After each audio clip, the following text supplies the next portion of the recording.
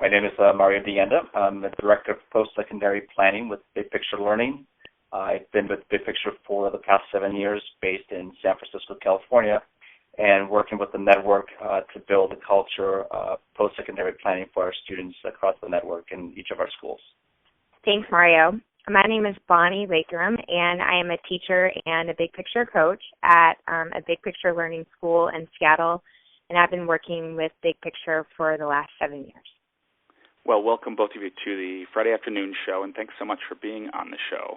So you guys have been working together around this idea of non-cognitive variables. So we could start off simply. And what are non-cognitive variables, and how do they relate to education? So these are variables that were developed by William Sedlicek. Specifically, that's the work that we're focusing on. There are different models out there as well, but one of the models that we've grown very much interested in is the work that William Sedlicek started back in the late 1990s. It was typically in response to documentation and research that proved that the standardized tests that were traditionally used for students accessing college were not really providing the validity in terms of determining which students would succeed in college. And so William Sedlicek started using 8 variables that touch on self-awareness, self-confidence, developing relationships, and other factors that he wanted to introduce into the college access world as well, to look at things beyond the GPA and beyond standardized test scores, and things that are typically very much aligned with the personal qualities of students in terms of their own tenacity to persevere through college. And so these were modeled by the Gates Millennium Scholars Program, which is funded by the Gates Foundation, and they've been in place for at least now a good 13 years. Since about 2000 is when they were established by the Gates Millennium Scholars Program. So there's a lot of research that these specific non-cognitive variables that William Sedlicek identified have proven to be successful in identifying certain qualities in students that help them succeed in college, both academically and socially. And Bonnie, I don't know if you want to add some additional information to this. I could maybe just provide a list of the 8 non-cognitive variables so that the listeners know what exactly we're looking at. They are positive self-concept, realistic self-appraisal, successfully handling the system, preference for long-term goal setting, availability of a strong support person, leadership experience, community involvement, and knowledge acquired in the field. Right, it's kind of a different approach to predicting who will have success or could have success in college. Which students do you find are most impacted when they started attending to these non-cognitive variables? And I would actually say that all students can be impacted by working on non-cognitive factors. We have about 70% of our students are in the free and reduced lunch program, and many of our students are first-generation college students. So certainly we've seen success with those students, but I do believe that a student who is going on to an Ivy League school or maybe comes from a background where his or her parents did go to college is still going to benefit from working on non-cognitive factors, and that these are things that we know not only leads to success in college, but also success in the labor market and potentially indicators for happiness in their future. So I really think it actually works well for all students. I'll say also that we have a lot of students who have non-traditional ways of learning. They maybe, for example, go home and take care of a younger child after school, a younger sister, or they might be parents themselves. Or they may have other responsibilities in their community that aren't in a traditional school setting. They aren't valued. But at a school like a Big Picture school, we can really bring the outside learning into this classroom, and we can bring the inside learning out into the real world. So I think it really validates students' experiences. And if they have those sort of non-traditional roles that are going on, we really can validate those and say, that experience really does matter. And through the research that's out there right now, we know that those experiences really do have an impact, like I said, not only on college degree attainment, but also labor market success and happiness indicators later in someone's life. I was simply going to add, Jim, that I think as we're focused on building these and working with students to build these qualities, one of the things that we're also very mindful is making sure that this is not seen as sort of a rite of passage that helps students get through high school, but that these are qualities that you will consistently and constantly be reevaluating throughout your life as you go through different experiences in life that take you beyond high school and beyond college as well. Right, just kind of a general set of success skills or well-being skills, kind of like an inventory to, if I'm doing things okay, if I'm off track. I think that's a great point, Jim, and one of the reasons that I really love the non-cognitive variables is that it does place an emphasis on wellness, and I certainly think that's something that's needed in this country. And I know we go back to things like the Common Core and our students taking standardized tests, and those are certainly a part of the education landscape, and our school is certainly doing those things. But there's, I think, a strong correlation too between a student's own sense of self-worth and worthiness and self-esteem and being able to know your own strengths and the things that you're working on that really also help with the academic piece, and research strongly supports that as well. Right, and so I love the fact that these are these kind of difficult to quantify things, and the research has found ways to kind of to narrow down or find some of the attributes that have to do with well-being. Are these qualities you can build in school? Because it seems a little difficult to do that. And what kind of work is being done to actually build these qualities or teach these ideas? Well, let me start just by saying that these were qualities that were identified in students.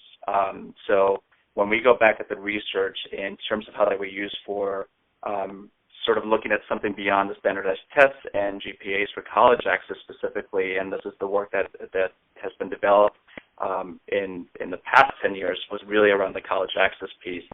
And so they were identifying students who already possessed these qualities and finding that the students who had these qualities and that were well built and well established in these students were doing academically well and graduating at higher rates in college and going to college at higher rates, but persisting and graduating at higher rates as well.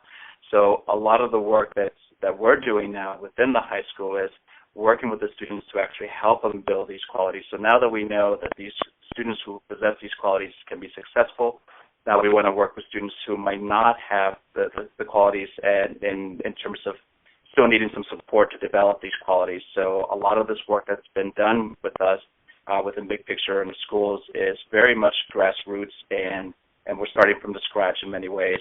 There is a lot of research that are using different models. So the model that we're looking at is the model that's been exemplified at Highline High School near Seattle, Washington State, and that's Bonnie's work. So I'm going to turn it over to Bonnie and let her talk more about her work.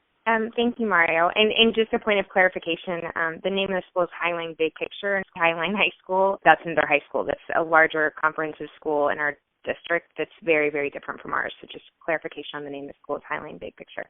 So,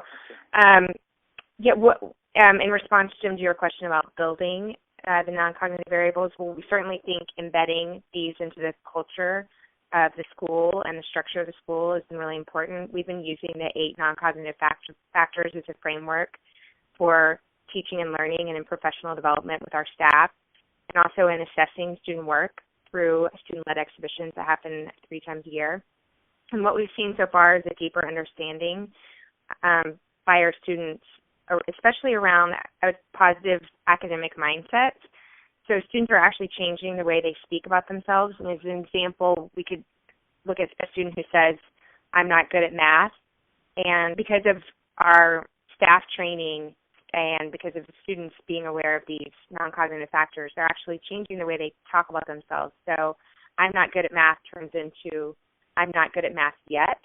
Or better than that, if they've learned about the brain research, they really might say something like, I'm getting better at math. I recognize that hard work actually produces results and that the brain is a muscle and that I can work on it. And a lot of that work comes from Carol Dweck, who wrote a book about mindsets, and that really is helping our students.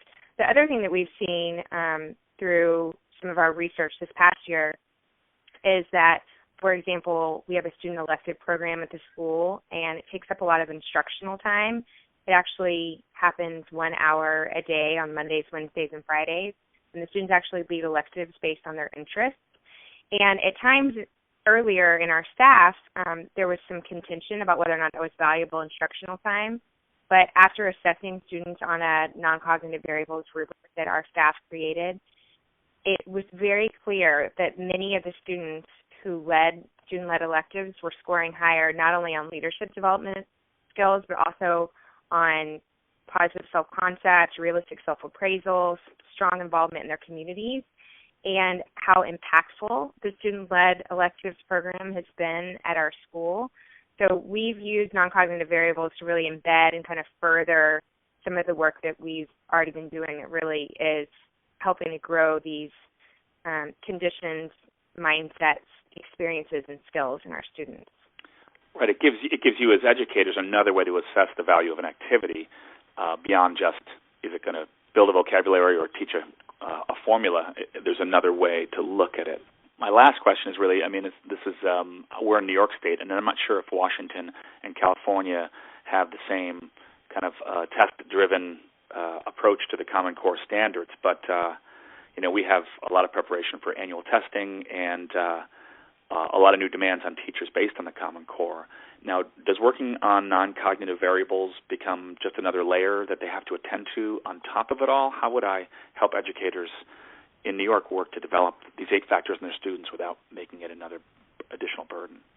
Well, one of the things that we're working on as we're trying to introduce the non-cognitive variables into our schools is not making it seem like it's an add-on. We're trying to be very seamless about how we integrate this work into what's already happening within the schools.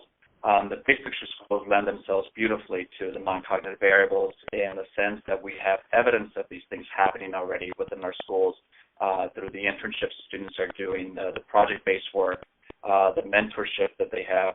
So they're building relationships.